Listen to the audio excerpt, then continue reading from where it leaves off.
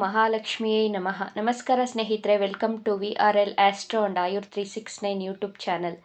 ಮೀನರಾಶಿಯವರಿಗೆ 2025ರಲ್ಲಿ ನಿಮ್ಮ ಜೀವನದಲ್ಲಿ ನಡೆಯುವಂತಹ 6 ಚಮತ್ಕಾರಗಳು, ಬಹು ಮುಖ್ಯವಾದಂತಹ ಘಟನೆಗಳು, ಜೊತೆಗೆ ಯಾವ ಯಾವ ವಿಚಾರಗಳಲ್ಲಿ ನೀವು ಬಹಳ ಎಚ್ಚರಿಕೆಯಿಂದ ಇರಬೇಕು ಹಾಗೂ ಪರಿಹಾರಗಳ ಬಗ್ಗೆ ಈ ವಿಡಿಯೋದಲ್ಲಿ ತಿಳಿಸಿಕೊಡಲಿದ್ದೇನೆ. 2025ರಲ್ಲಿ ಮೀನರಾಶಿಯವರಿಗೆ ಗೋಚಾರದಲ್ಲಿ ಗ್ರಹಗಳ ಸ್ಥಿತಿಗತಿಗಳ ಬಗ್ಗೆ ನೋಡೋಣ. ನಿಮ್ಮ ರಾಶ್ಯಾಧಿಪತಿ ಗುರುಗ್ರಹ 3ನೇ ಭಾವದಲ್ಲಿ, ಪಂಚಮ ಭಾವದಲ್ಲಿ ಮಂಗಳ ಗ್ರಹ, ಸಪ್ತಮ ಭಾವದಲ್ಲಿ ಕೇತು ಗ್ರಹ, ದಶಮ ಭಾವದಲ್ಲಿ ಸೂರ್ಯಗ್ರಹ, ವ್ಯಯಭಾವದಲ್ಲಿ ಶುಕ್ರ ಗ್ರಹದ ಜೊತೆಗೆ ಶನಿ ಗ್ರಹ ಸ್ಥಿತವಾಗಿದೆ. ನಿಮ್ಮ ರಾಶಿಯಲ್ಲಿ ರಾಹು ಗ್ರಹ ಸ್ಥಿತವಾಗಿದೆ. ಮೀನರಾಶಿಯವರಿಗೆ 2025ರಲ್ಲಿ ನಿಮ್ಮ ಜೀವನದಲ್ಲಿ ನಡೆಯುವಂತಹ ಮೊದಲನೆಯ ಚಮತ್ಕಾರ, ನಿಮ್ಮ ಭಾಗ್ಯಾಧಿಪತಿ ಮಂಗಳ ಗ್ರಹ ಪಂಚಮ ಭಾವದಲ್ಲಿ ಸ್ಥಿತವಾಗಿದೆ.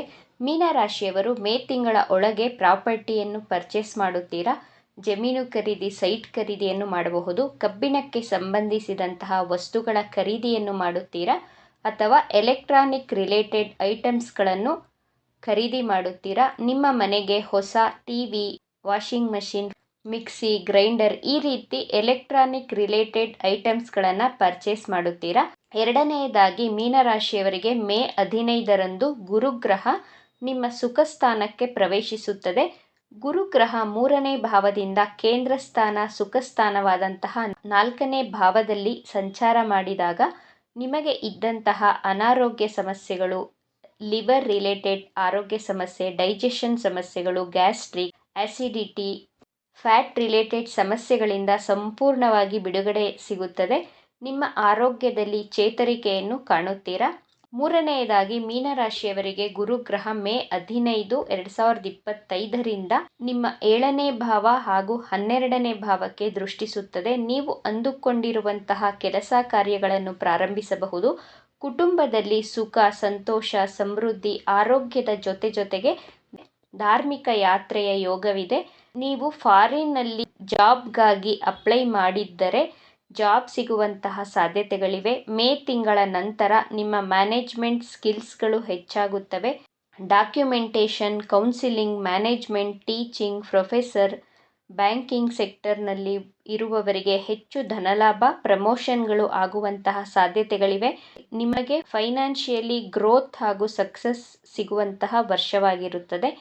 ಮೇ ತಿಂಗಳ ನಂತರ ಮೀನರಾಶಿಯವರು ಉದ್ಯೋಗಕ್ಕಾಗಿ ಹುಡುಕಾಟ ಮಾಡುತ್ತಿದ್ದರೆ ಹಾಗೂ ಜಾಬ್ ಇಲ್ಲದವರಿಗೆ ಹೊಸ ಉದ್ಯೋಗದ ಅವಕಾಶಗಳು ತೋರಿಸ್ತಾ ಇದೆ.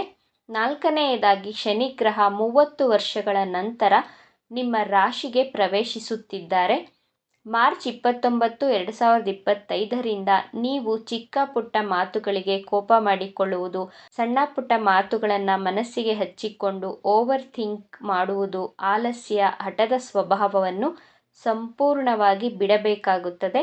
ಮಾರ್ಚ್ 29, 2025ಕ್ಕೆ ಮೀನರಾಶಿಯವರಿಗೆ 2ನೇ ಹಂತದ ಸಾಡೆ ಸಾತಿ ಪ್ರಾರಂಭವಾಗಲಿದೆ.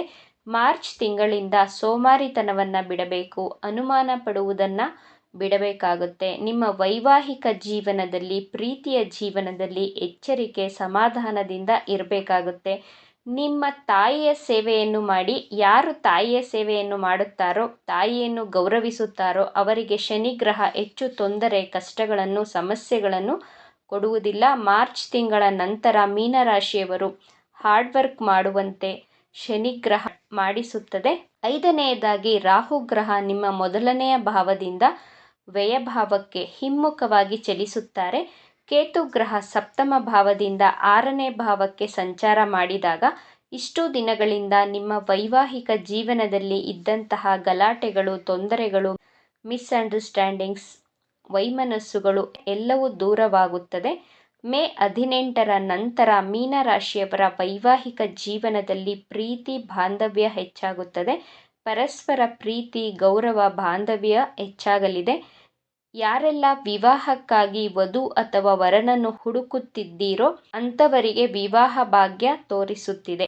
6ನೇದಾಗಿ ಮೀನರಾಶಿಯವರಿಗೆ ರಾಹುಗ್ರಹ 12ನೇ ಭಾವಕ್ಕೆ ಸಂಚಾರ ಮಾಡಿದಾಗ ಏಪ್ರಿಲ್ ಮೇ ತಿಂಗಳ ನಂತರ ಮೀನರಾಶಿಯವರು ಫಾರಿನ್ ರಿಲೇಟೆಡ್ ಕಂಪನಿಯಲ್ಲಿ ಜಾಬ್ ಮಾಡುತ್ತಿರುವವರಿಗೆ ಇಂಪೋರ್ಟ್ ಹಾಗೂ ಎಕ್ಸ್ಪೋರ್ಟ್ ಬಿಸ್ನೆಸ್ ಮಾಡುತ್ತಿರುವವರಿಗೆ, ಫಾರಿನ್ನಲ್ಲಿ ಜಾಬ್ಗಾಗಿ ಅಪ್ಲೈ ಮಾಡಿದವರಿಗೆ ಮೇ ತಿಂಗಳ ನಂತರ ಜಾಬ್ ಸಿಗುವುದರ ಜೊತೆಗೆ ಹೆಚ್ಚಿನ ಧನಲಾಭವು ತೋರಿಸ್ತಾ ಇದೆ. ಮೇ ತಿಂಗಳ ನಂತರ ಧಾರ್ಮಿಕ ಯಾತ್ರೆಗಳು, ತೀರ್ಥಕ್ಷೇತ್ರಗಳ ದರ್ಶನವನ್ನು ಮಾಡುತ್ತೀರಾ. 2025ರಲ್ಲಿ ಮೀನರಾಶಿಯವರಿಗೆ ದೈವಭಕ್ತಿ ಹೆಚ್ಚಾಗಲಿದೆ. ಮೀನರಾಶಿಯವರು ಮೊದಲೇ ದೈವಭಕ್ತರು, ಧರ್ಮಚಿಂತಕರು.